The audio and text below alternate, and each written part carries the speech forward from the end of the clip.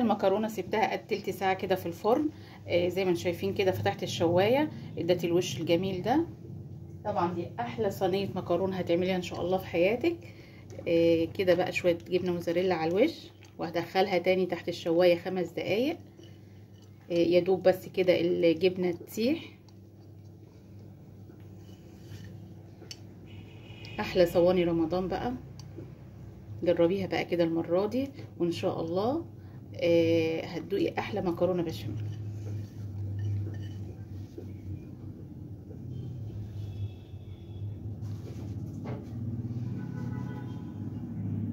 السلام عليكم ورحمه الله وبركاته. ازيكم يا حبايبي؟ عاملين ايه؟ النهارده هنعمل مع بعض صينيه مكرونه. طبعا الكبار والصغيرين بيحبوها. اول حاجه جبت 4 بصلات كده ودبلتهم، وبعدين حطيت عليهم اللحمه لغايه ما لونهم كده بدا لون اللحمه كده يتغير يغمق شويه. تعالوا بقى نحط كده البهارات مع بعض.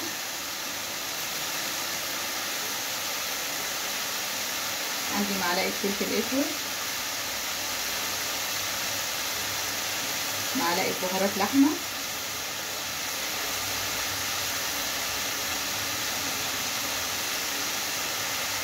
معلقه ملح. هبدا كده اقلبه كله كده مع بعضه.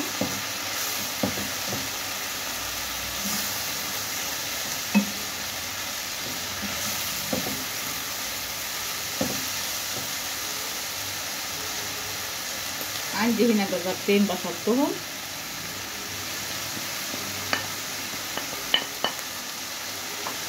عندك فلفل الوان حطي عشان اللحمه المفرومه بتاعتك كده تكتر شويه.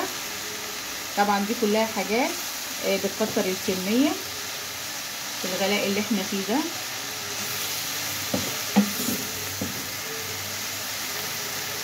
هوطي النار بقى واسيبها كده تستوي على مهلها، واحط لها نص كوبايه ميه.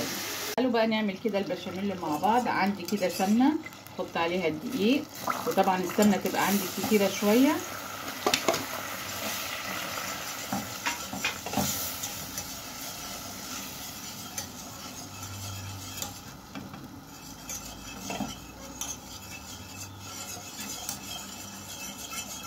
اسيب كده الدقيق يعني يستوي شويه.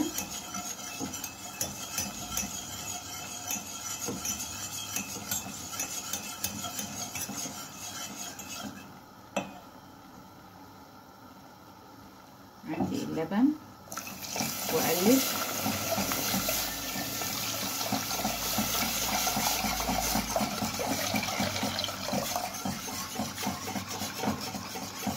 تانيين اقلب بقى كده لغايه ما يمسك معايا. بقى انا سلقت المكرونه وعملت البشاميل وعصقت اللحمه. تعالوا بقى كده نطبقها مع بعض. عندي هنا البشاميل كده احطه على الطبقه الاولانيه بتاعت المكرونه،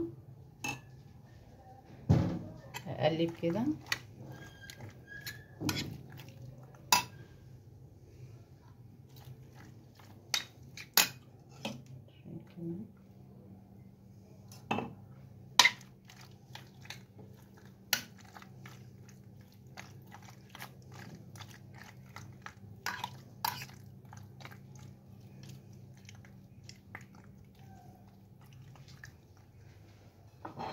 عندي هنا اللحمه،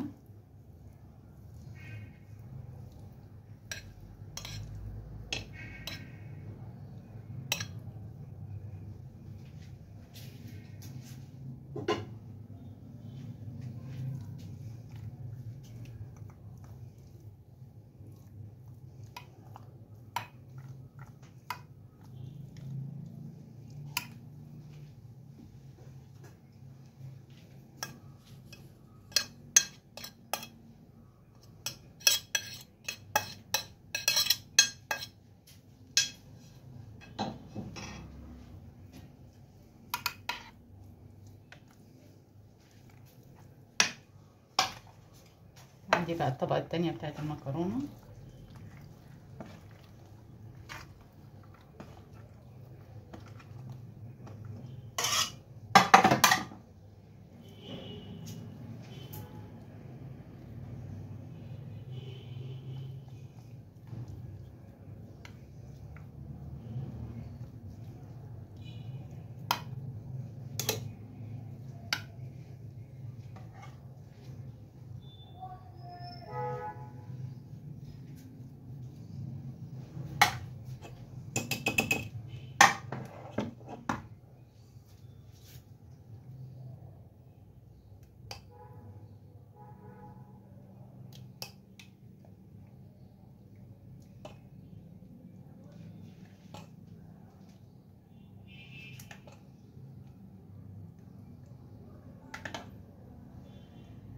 طبعا دي مكرونه كده تنفع ان شاء الله كده في رمضان، صينيه جميله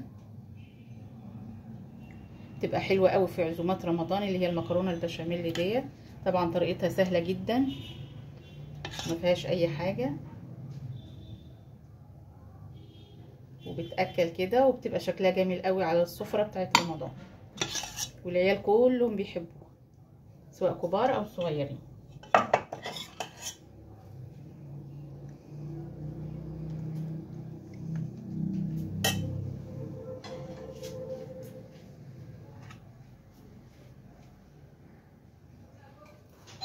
عندي هنا بقى سمنه هحطها كده، هدخلها الفرن، وبعدين لما تطلع هحط عليها مكرونه موزاريلا. زي ما انتم شايفين بقى كده الجبنه ساحت. متنسوش بقى يا حبايبي كده اللايك والاشتراك في القناه، وبألف هنا، والسلام عليكم ورحمه الله وبركاته.